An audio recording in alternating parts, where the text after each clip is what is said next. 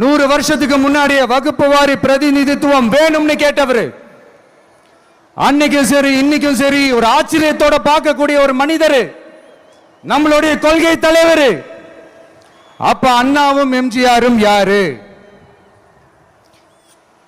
பெரியார் அவர்கள் கிட்ட இருந்து எங்களுக்கு தேவையான கொள்கைகளை எடுத்துக்கிட்டோம்.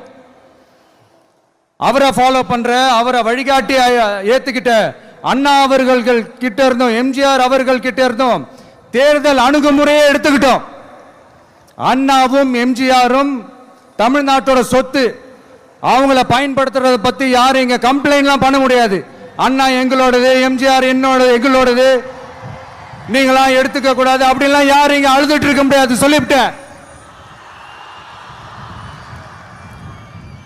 அதனால நாங்க ஒரு வழியில அரசியல் செஞ்சுக்கிட்டு போயிட்டு இருக்கிறோம். உங்களுக்கு தான் டிவிக்கே ஒரு பொருட்டே இல்லைல்ல, அப்புறம் ஏன் கதறீங்க?